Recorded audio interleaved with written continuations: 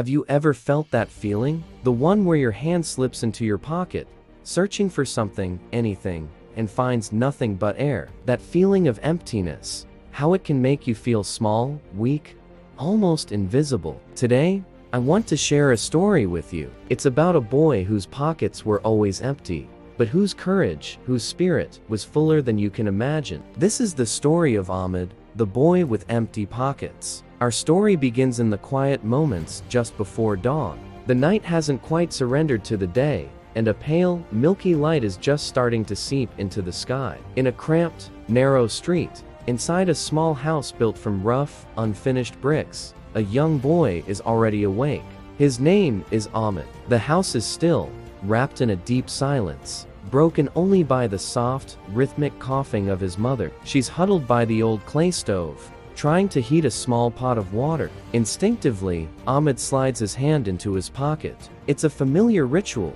a morning check-in with reality. And as always, it's empty. No jingle of coins, no rustle of a note, no tangible sign of hope that you can hold in your hand. But even with that familiar emptiness, Ahmed pushes himself up from his thin mattress. He gets up because poverty, his unwelcome but constant teacher, has taught him a harsh lesson.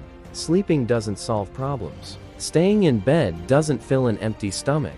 Ahmed's father was a simple laborer, a man who worked with his hands to build a life for his family. One day, he left for his job, just like any other day, but he never came back. The whispers in the street said his heart had simply given up, worn out from the struggle. On that day, something inside Ahmed gave up too. His childhood, his laughter, his carefree days, were all buried alongside his father. His mother, a woman of quiet strength, picked up the pieces. She started sewing, her needle flying day and night, trying to stitch their broken lives back together. But the meager income from her work was a constant battle. It was never quite enough to fill their stomachs and also keep their dreams alive. Dreams, it seemed, were a luxury they couldn't afford. Ahmed continued to go to school. He walked there every morning, often with a gnawing hunger in his belly.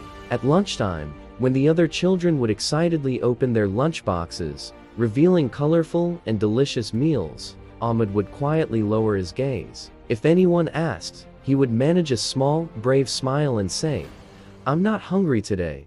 It was a lie that protected his pride, a small shield against the pity in their eyes. He had a deep, burning love for books. He craved the knowledge, the stories, the escape they offered. But books cost money, and money was something he never had.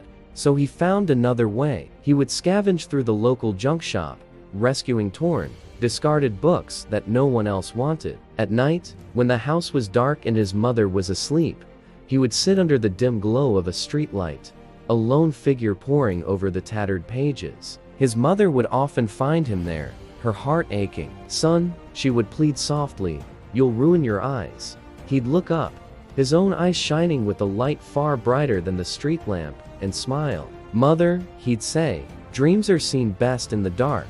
The world around him wasn't always kind. People in the neighborhood would laugh. They'd point and whisper, their words like sharp little stones. "Look at him," they'd say. "A poor man's child will always be a poor man's child. He's just wasting his time."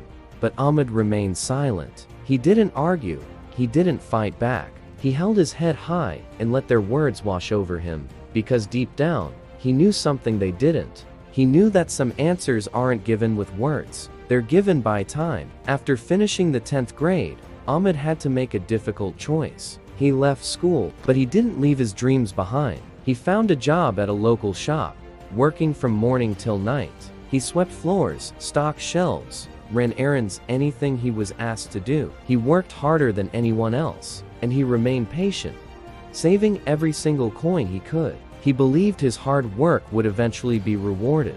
But one day, disaster struck.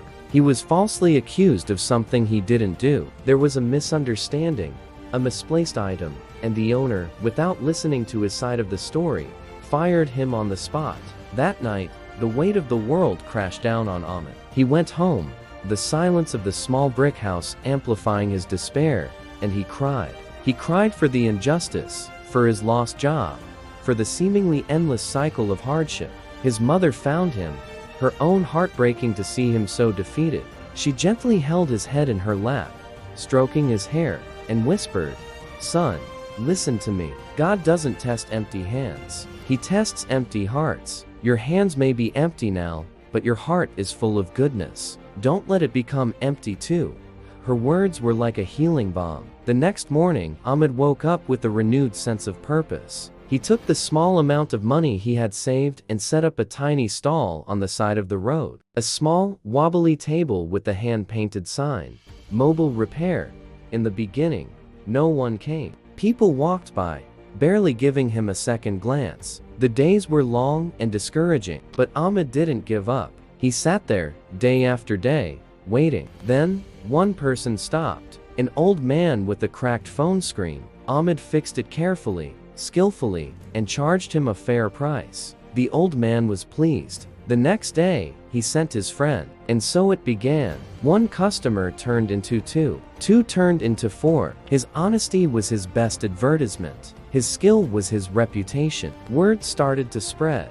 Honesty spoke. And time, that old friend Ahmed had always trusted, finally listened. Years went by. The small, wobbly stall on the side of the road was gone. In its place stood a proper shop, with a glass front and a bright, welcoming sign. The boy with empty pockets was now a business owner. Soon, he opened a second shop in another part of the city. He brought his mother to the new, comfortable house he had bought for them. In her hands, the needle and thread were replaced by a sense of peace and security she hadn't known in decades. The constant worry lines on her face began to soften. One afternoon, Ahmed found himself back at his old school. He saw a young boy sitting alone, looking sad, and learned that the boy's family couldn't afford his school fees. Without a second thought, Ahmed went to the principal's office and paid the fees for the entire year. The teacher who had taught him years ago was still there. She recognized him and asked, "Ahmed,